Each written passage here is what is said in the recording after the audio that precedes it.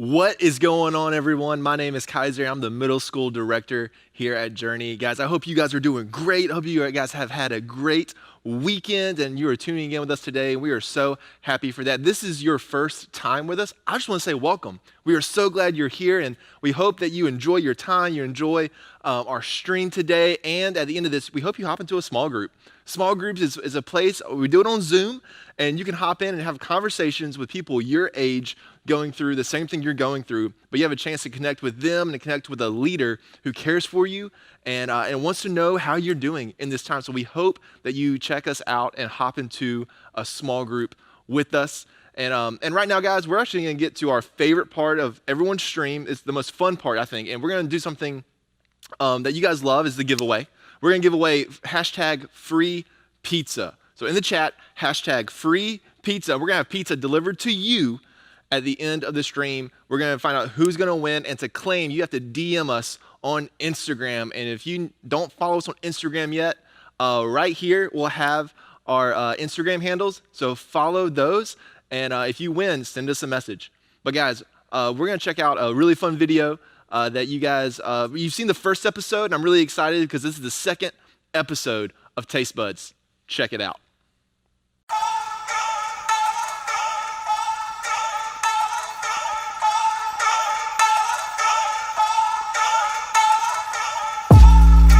What is up, guys? It's Grayson, and we are going to be playing a game called Taste Buds. Now, here's how you play.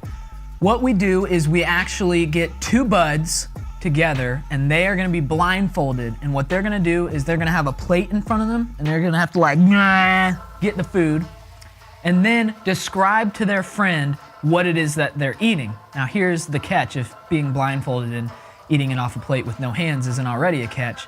They can't actually say anything in the title of the food. So let's say, for example, you reach down and you eat an apple. You can't say, "Oh, dude, it's an apple," because that defeats the whole purpose of the game. So let's watch some of your favorite leaders play Taste Buds. All right, next up, Josh is gonna go. Okay. And here's a look at what he is going to be eating. All right, right in front of you. All right, ready? Oh, yeah. Oh, hold on. I know that sound. Mm-hmm. Is it a Cheeto? That's balls. Is it? But what kind? What kind? You're on the right track. Like a swirly Cheeto? Keep going. Cheeto? Like a Cheeto Puff. Yeah! Oh, that was really good. Hey, look I at got that. that based off the See if sound. you can I don't feel know it. if that's I'm trying a to good give you a thing. high five. See if you... All right, Emily, it's your turn. There is what Emily is going to be eating. Now, it's right below you. Oh, yeah. Swiss cake roll. It's an animal, Animal cracker. but it's the first thing that you said. Tell another bite of that. Yeah. It's an animal. Dunkaroos. No. Get your hand like off an there. animal from Australia. No. Kangaroo. Oh, they're in the Africa, too. They're black and white. Okay. Zebra cakes, man. Yeah, zebra Oh, cakes. so good. All right, Josh is up. Here is a look at what he'll be eating. Josh, it Ready? is right in front of you. Oh. You make these houses at Christmas time? Gingerbread. No. It's kind of like that, but like, what do you use like in place of gingerbread? Like, Oh, graham cracker. Boom. Like nice. superstars. Take a good look at that. All right, Emily, right in front of you. I'm so scared for you. Oh, okay. You find them in trail mix. It's a dried up grape, Oh, raisins. right? No. What? Yes, it is. No. Yes, it is. No, you gotta keep guessing something different. Prunes. Dates. You're gonna run out of time. Those 100% are raisins. Why don't you try it again? Oh, wait, hold on. It's a kind of raisin, but it's mixed with like, what do you eat at Thanksgiving time? Cranberry Like the raisins, sauce? craisins? Yeah. Yep, Okay. you got it. Good job. All right, cool. All right, Josh is up now, and here's a look at what he is gonna be eating. Let's get that open. If it's wet cat food, Oh, no. if it's Spam, Oh, no. It's right in front of Oscar, you. sardines. Oh no.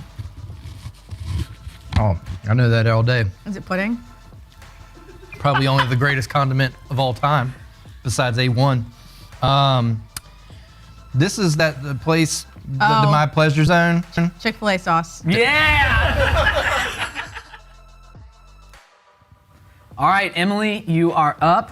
First, we'll give the audience a nice, good look at what you're about to eat. All right, it's right below you. I'm so scared. I knew it. Okay. It's fake. It comes in a can, and it's dairy. It's fake, It's fake. and it comes in a can, and Yeah, it's dairy. and you can like squeeze it on crackers. No, not going back You in have my to let face. it go. It's not. Is it So like gross. Is it like Cheese Whiz? Yes. Yes, Cheese Whiz.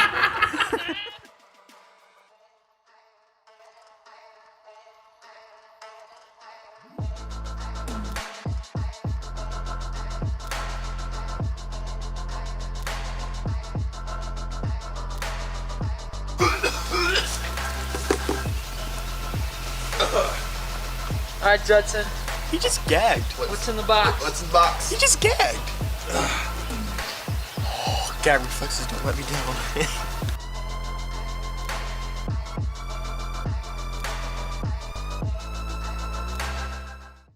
Guys, that video was so much fun. And speaking of fun, you know what else is fun? Small groups. Guys, if you have not joined a small group yet, don't be afraid to. Guys, at the end of our stream, we'll have a Zoom link for first timers. You can come in, say hey to us, chat with us, let us know a little bit about you, and we'll get you plugged into a small group right away so you can have a conversation with people your age. But guys, we're starting a brand new series today that I'm so excited about. It's called What to Do When You Don't Know What to Do. And I feel like we're all in this season right now where we don't really know what to do. We're stuck at home. The coronavirus is doing its thing, and we just don't know what the future holds. And we're going to take the next several weeks and have discussions with leaders, people you know, a part of our student ministry. And we're going to have a conversation about what to do when you don't know what to do. So guys, earlier this week, I had a conversation with Matt Neely. So guys, check out this conversation that Matt and I had. So, when you don't know how to do something, how to fix something, or how something works, what do? Ask a teacher? Ask your parents? Ask your friends? Ask someone you really know and trust? No! You go to the internet and ask some randos. But I'm not talking about creeps here, I hope. No, I mean the people of the internet! You know, those people who make how-to videos. Because chances are, if you're trying to figure out something, someone on the internet has already figured it out for you. Things like, how do I unsend a text? No. How do I do a winged eyeliner?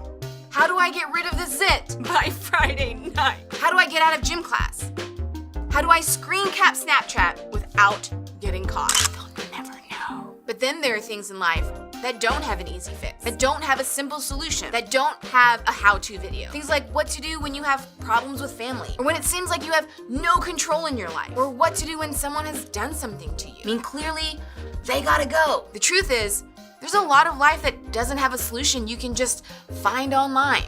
So how do you know what to do when you don't know what to do?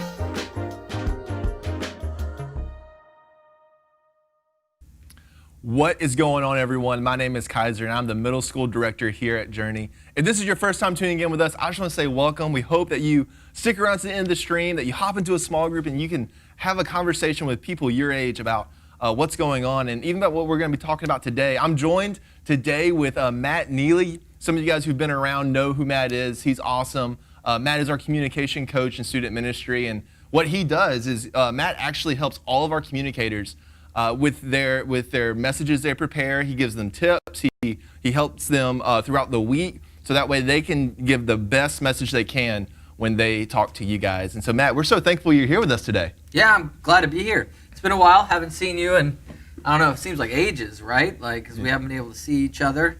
And Joe behind the camera back there, it's good to see you, Joe. It just seems like it's been a while since we've all been together, so it's definitely nice to be here. Yeah, we're so glad you're here, Matt. I feel like ever since the coronavirus thing happened, you've just been MIA, man. You've been super busy, and so how have you been doing? I've been doing all right. Like, things didn't change much for me. I've been going to work every day, pretty much, which I'm actually really grateful for because, the current situation has been difficult for a lot of families out there. So I'm grateful to have been able to get up and go to work every day. And then other than that, I've just been spending a lot of time with the family, because there really isn't much else to do except go home and play games or go on bike rides or, something like that. So we've been spending a lot of time as a family together, which has been kind of a change from our normal life when you have school and you have sports and you have, all these activities that you do. So it's actually been kind of nice just having some family time with Yeah. all of us. Yeah.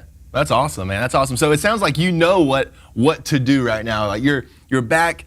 Nothing's really changed for you. You said you were working. You're spending some more time with the family. That may be a little different, but we're actually starting a brand new series today, and you're helping kick it off with us called "What to Do When You Don't Know What to Do." Because even for you, it seems like you know what to do, right? Nothing's really changed too much, but for a lot of us, I feel like there's a lot that's changed with us. A lot of us don't really know what to do in this circumstances. A lot of us don't know what the future holds, what it looks like. And this series we're going to talk about a lot of things. We're going to talk about home and family life, what to do when you don't know what to do with home and family. We're going to talk about situations that we're put in that we just don't know what to do, but how do we trust God in those situations? We're going to talk about, integrity, like how do we have great character in situations that we're not really sure what the right answer is and what to do with that. And so, Matt, you're helping kick off this series with us. You're helping kick off this conversation. And today, guys, we're going to be talking about just home and family life. Like, it sounds like you guys have been doing really good at home. You said playing your not video games, your board games. Right. Y'all are a board game family, right? We are. Bunch of board games. We played lots of games for sure. We went on a trip to do some shark's teeth hunting last weekend, which was pretty cool. A lot of bike rides, Yeah. Sooner or later, you do run out of things to do, though. Like, we don't have it all nailed. You know what I mean? Like, Yeah. you do run out of things to do, so. Yeah, man. So what is home like having everyone there right now? It's good, but I've noticed that there are some things that are just different. Like, we all act differently when we're in our homes. Like, we do things in our own homes that we would never do in public, for example. Yeah. So when you say we all do things in our homes that we don't do in public, what is something that Matt Neely does in his home that he would never do in public? Okay, for sure, I'll sing in my home, and I dance in the kitchen when I'm cooking. And not only would I not do that in public, but Yeah. my children ask me not to do that in public. And they don't necessarily like it when I do it in the house either. But when I'm cooking, and you got the music on, you just got to get a little, it gets you, Yeah. But then the minute somebody rings the doorbell, you're like, no, I'm good. You know what I'm saying? Yeah, ain't happening. But that's something I do at home when nobody's watching. So your kids know the breakfast dance. Like you're making bacon and you're there, you're dancing, doing the thing, and they're like, yeah. hey, don't, Dad, just that belongs to you and the stove. Like that, no one else. That's your thing. If I'm being honest, sometimes I do it just to make them feel awkward. You know what I mean? Like, we got the Cinnabons in the oven, and I'm cooking Yeah. the bacon, on a Saturday morning, and the music's on. And I'm like, oh, I know it's going to make them feel queasy right now. A little dancing, some singing. That's exactly what's going to happen. Oh man, I'm so glad that you just do that in your home and not in Oh, public. we never do it in I'm public. so glad. Never But- do it in public. But along those lines, like you were saying, like we act a certain way at home. We don't act a certain way in public. Why do you think that is though? Like, why do you think that we will act differently depending on where we are? It's funny. I think sometimes at home we're in this bubble, right? Like where we're inside of our house and our mindset kind of changes. Where we're like, we start to think, how does this affect me? And we don't think necessarily about how it affects everybody else outside of me. Why? Because we're in our home, we're comfortable, we're used to this bubble, and like there's multiple examples of it, right? Like Yeah. if we were staying at somebody's house, we wouldn't leave our shoes on the floor in the bathroom, or we wouldn't say, hey, what are you having for dinner tonight? And they'd be like, lasagna. And we'd be like, yuck. Like, we would never say that out loud, right? But so, for some reason, we feel empowered at home to be like, yeah, I don't want to eat that. Or, yeah, I'm going to throw my shoes over here in the bathroom or something Yeah. like that because we're in our bubble and we're only concerned about that question, like, how does this affect me? I think that kind of happens to us when we're at home. And it's just human nature, I think, sometimes. Yeah. It sounds like what you're saying is kind of like at home, we're not so concerned about other people think about it, so we can kind of be the realest version of ourselves. That's exactly what it is. Like we can be the real. Like I can go home because I know there's difference between how I act in public and how I act at home. Like same thing with you. I sing so much in my home. I make up songs. It drives my wife crazy. I even like annoy my sons. I have my son Oliver. I find things. I just mess with him, and then it even gets to the point now that like I annoy him. That the fact that I get annoyed with myself, but I would never do that in public. Yeah. And he knows I'm a jokester, and he's starting to act the same way. But we get to be the realest version of ourselves at home. I know, and unfortunately, sometimes the realest version of ourselves isn't necessarily the best version of ourselves. You know what I mean? And sometimes it has the opportunity or it has the ability to impact the people that are around us. You know, the people that we supposedly love the most in this world are the ones that see the worst version of ourselves, because when we're in our bubble, we oftentimes only think about, hey, how does this affect me? Yeah. You know, and you notice it more and more when you're around each other all the time, right? Like, you just get comfortable and you're like, that's just the way it is, you know? Yeah. For sure. So with us saying, hey, we're the realest version of ourselves, sometimes we're the worst version of ourselves at home, and it affects other people. What do you do when, family's hard? Family is hard. It's always been that way. Families are, things like that. Is dysfunction. All this is in families. Like, it's just how it's always been. But what do you do when the vibe of the house is off? Like, and it's because of something you may or may not have done, but you or could have contributed to it. But what do you do when just the atmosphere of your home is off, the vibe is off, and what do we do about that? Like, you may be part of the reason why things are tense. How do you correct that in your home? Yeah, I think one of the first things you have to do is, how did we get here, right? Like, it's hard for us when we're living in our bubble to figure out what we did to contribute to that feeling, or why that tension exists in your home, right? Because when we're doing it, we don't actually like realize that we're doing it, right? It reminds me of this story in the Bible of Joseph, right? Like, this guy Joseph, it's a story in the Bible. It's a very famous story, and like Joseph was basically the youngest son of 12, right? Yeah. And his family already had issues. They had a dad who had 12 sons with 4 different ladies. So if that doesn't complicate things, I don't know what does, right? Yeah. And then the dad decides to make Joseph the chosen one, like make him the special kid, gives him this beautiful robe that makes him stand out more than anybody, right? And then Joseph proceeds to have a dream and then tell all of his brothers one day. And his dream basically goes, hey, I had this dream that we were out in the field basically collecting wheat and grain. And my grain rose up higher than all of you, And they're like, yo, dog, what you talking about? Like, you're the youngest here. What makes you so special, And they already knew that he was dad's favorite and everything like that. And then he proceeded to tell them that the stars and the moon would all bow down to him. You know what I mean? Yeah. And so furthermore, they're like, who does this kid think he is? And Joseph's just like explaining this dream, not understanding how it's affecting his brothers and sisters, right? Yeah. Well, he doesn't realize it, and what do they end up doing? You know the story, right? Oh, yeah. What do they end up doing? Oh, man, they plot to just get rid of him. That's right. They plot to get rid of him because I think I see what you're saying. Like, Joseph was already the favorite. It was no secret. His brothers already had beef with him, and then he was just so oblivious to it that he was just like, "Hey guys, by the way, I had this dream that I'm gonna be better than you one day." That's right. And that just sounds like a recipe for disaster. Oh, totally. Like, the people that he lives with, he's like, I'm better than all of y'all. I'm the youngest, and he ends up basically being sold into slavery by his brothers, right? Like, yeah. I think the story is like scary to the fact that his brothers would actually do something like that, but it shows how deeply they were affected by him only thinking of himself and how that dream was to be interpreted by him, right? Like, he didn't for 1 second think about, hey, how are my brothers going to respond to this? What's it going to make them feel like? What are they going to do to me when I say these things out loud, Yeah. And that's a very reasonable thing to think about. Like, it happens to all of us, and it happens to one of the most famous people that, Scripture's ever written about. So it can be hard, man. I'm telling you. So, man, it sounds like the vibe in that, with the brothers, with Joseph, like, it was just all off. Like, the brothers were just tired of hearing his stories about the sun and the moon and the stars, just everything bowing down to him. Like, they were just done with that. Right. Like, can you imagine the tension in the family? There's 12 kids. One of them thinks he's better than everybody else. Everybody's angry at him because they think, oh, he's dad's favorite, right? And then he goes and tells everybody, hey, I am the favorite. Everybody's going to bow down to me.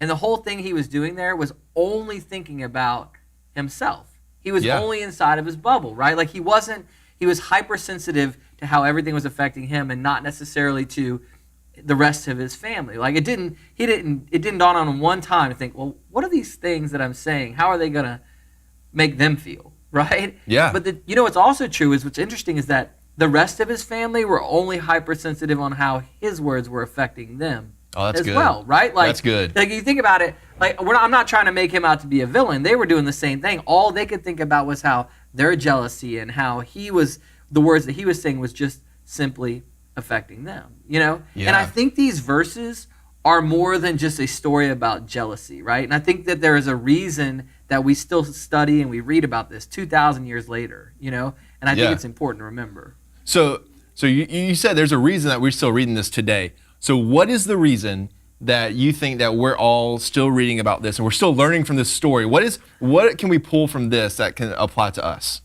That's actually a really good question. One, I think God is being very practical, and I think he's showing us, and he's basically telling us that, hey, family can be complicated, right? Like it's not going to be simple all the time. These are the people that you live with like every single day, He's trying to teach us a lesson too, that the way that we like perceive ourselves in our bubble and the way that we say things and do things can affect the people around us. And we need to pay attention to the things we do and how they affect the people around us. And we're not talking about just leaving like shoes on the floor of a bathroom, or leaving the dishes out or just, something like that. We're talking about the words that we use and the way that we act and how it affects the people around us that we supposedly love, so much, And I think it's really important the last thing is that God's trying to remind us that tension left unresolved will lead to something bigger. Like there was a tension there that the brothers, it just grew, right? Like they weren't like, well, he had a dream, let's sell him off into slavery, right? Like there was a tension that built when they knew that he was Dad's favorite. He kept talking about it, and all of a sudden it just took him to that next level where they're like, we got to get rid of him, Yeah. And it's just one of those things where you're like, how could this happen, right? Yeah. So it sounds like everyone in this story, everyone in this family, they could have done something differently. Like that, because you said they were all hyper aware of how they were being affected. Like even the brothers, which was a great point you made. Like it wasn't just Joseph, but it was also the brothers and the rest of the family were going, the way he's acting is affecting me. How is this affecting me? Right? Right. So what could the family have done differently in this story? Well, think about it. Like the first thing Joseph could have done is said, hey, how are these dreams that I'm sharing affecting everybody else around me? Like, before I open my mouth, how are they going to feel about this, right? Yeah. The father could have said, hey, am I being playing overly favorite with my son Joseph? I got 12 of them. How's it going to affect the rest of them if I choose him to be the favorites?